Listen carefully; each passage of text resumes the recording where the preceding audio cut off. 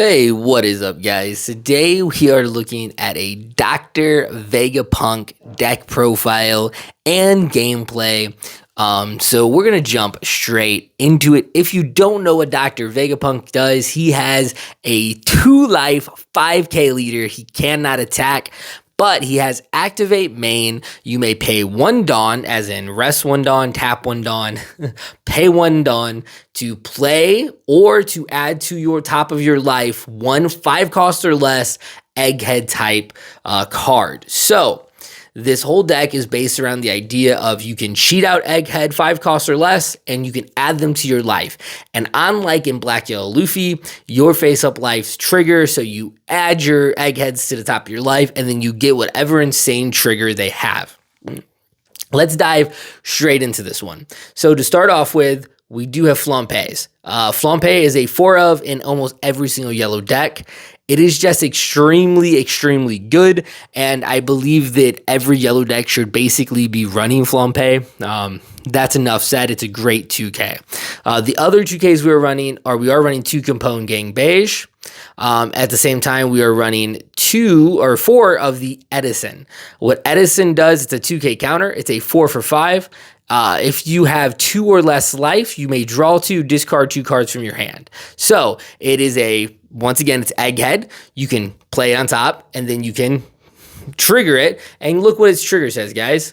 If your leader card is Vegapunk, play this card. No discarding a card like, a lot of other triggers that have on-play effect. You just get to slap him down and then get that on play. So you can either tap 4 to establish a 5-cost body on your board, draw 2, discard 2, just like Sabo, just not as busted. Or you can pay 1 to play him to your field, draw 2, discard 2. Or you can pay 1 to just put him on your life, heal 1, and then when he triggers, you get that effect. Really cool, really good card. So that gives us a total of 10 2Ks. I accidentally removed 2 of them, and I'm not even going to worry. I have to fix that now. Okay, so continuing on, total of 10 2Ks. Then we're going to move over real quick and we're going to cover our event cards. So what we have going on is 2 of the Kingdom Comes. This is to just KO anything. Because your leader's a 2-life leader, a lot of times you'll sit between 1 and 2 life. Basically making this the equivalent of using a red rock. You just pay 6 and KO anything. It's kind of fantastic. I'm only running 2 because I wanted to create space for you're the one that should disappear, mostly because you run this high top end and you want to be able to get rid of those dead cards out of your hand. And then occasionally, if it's if it's your last card, which is possible because, statistics and you heal a lot, you get that insane trigger and you get to just go up in life. Then we have the man with the world's greatest brain, and what this is a top 5 Egghead searcher, searches for Egghead type characters, and also has a trigger draw 1, which is pretty cool.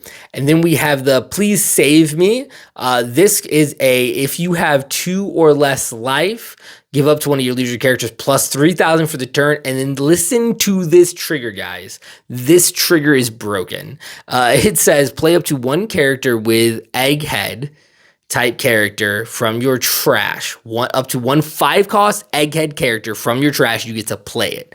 So just for example, let's just say on your very first turn, you cheat in to play a Rocket Luffy.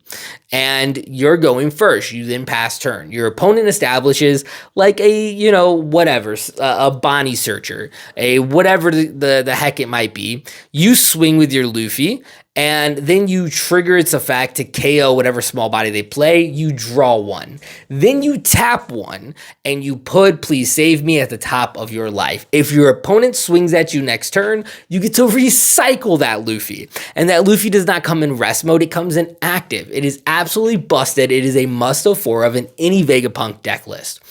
Okay, that wraps up our events, and we move on to the bulk of our Egghead packages. We have Shaka. Shaka is a blocker, 5 for 6. You can play him for 1, or you can put him in your life. And the trigger is, if your leader card is Vegapunk, play him. So yeah, trigger a blocker. Absolutely insane. Nico Robin. This card is nuts. Trigger, if your leader is Vegapunk, draw 2, not draw 2 pitch, not draw 3 pitch 2. No, it's a straight draw 2. Yes, you have to trash Nico Robin, but you get to just draw 2 cards, and it is incredibly powerful and incredibly impactful at times. Moving on, Rocket Luffy. We all know what it does. 4 of, amazing. Then we have a 4 of Lilith. What Lilith is Lilith is your searcher. She is a 3 for 5k, which already is nuts.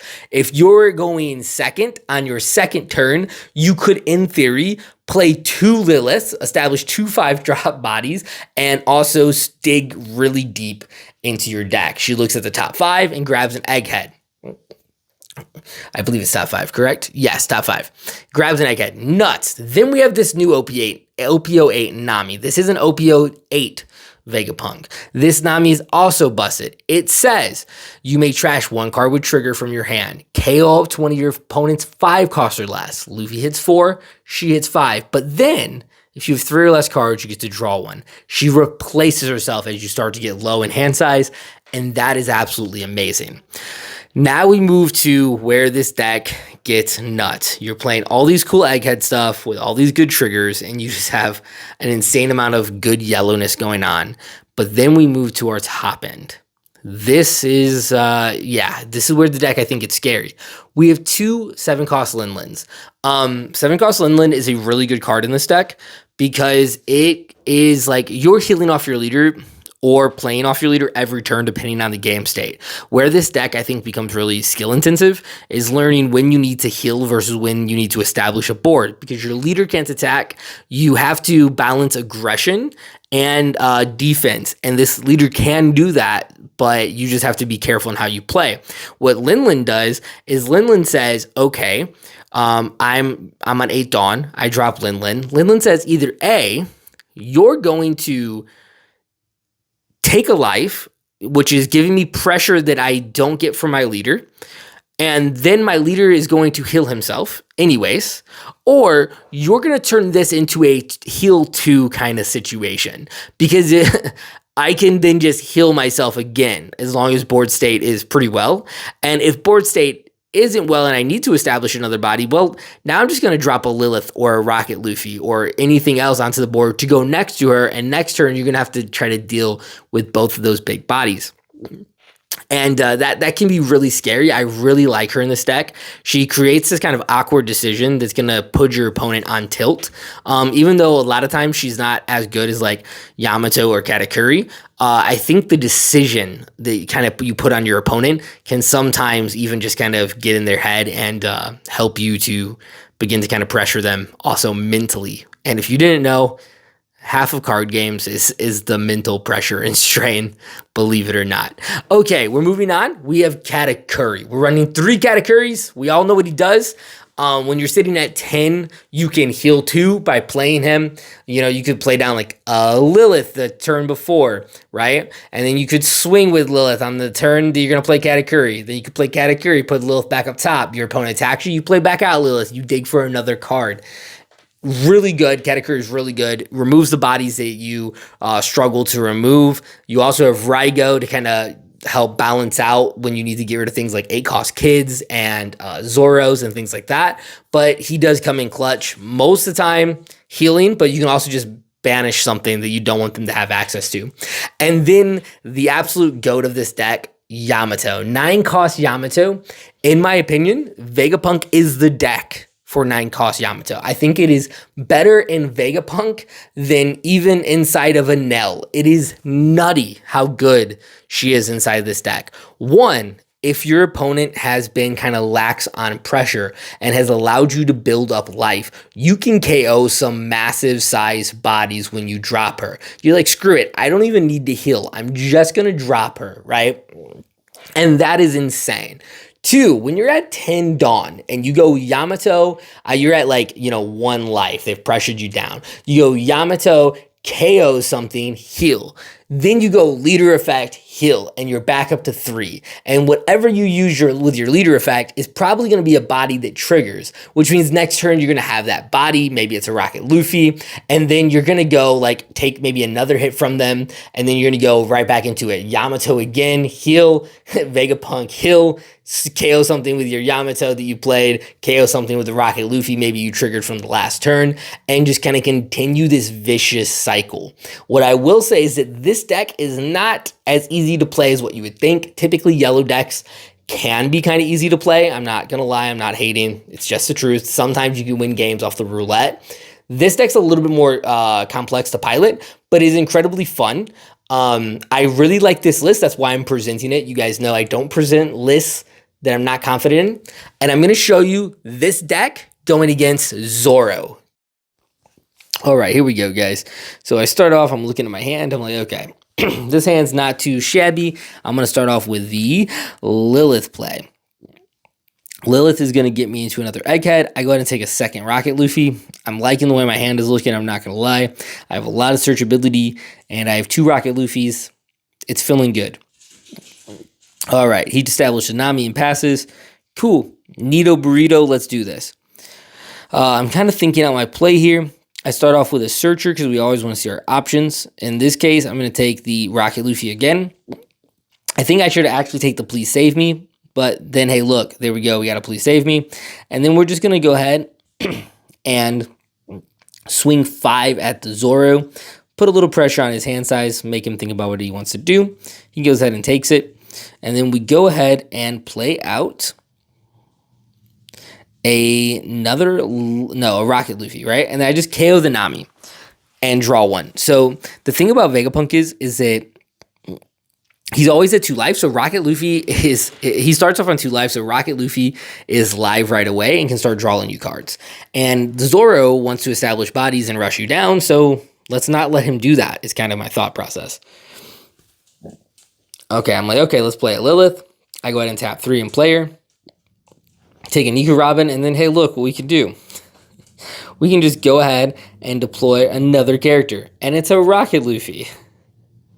Rocket Luffy just kind of, I think, wrecks Zoro, to be honest with you, when you get quite a few of them. And because of Please Save Me, we can recycle Rocket Luffy. And that is so powerful. It's the same kind of nonsense you see in Black Yellow Luffy. No, not quite as good, but yes, it's still nuts to be able to recycle Rocket Luffy. We get the lucky trigger because he goes after our life, and we get to just search for another card.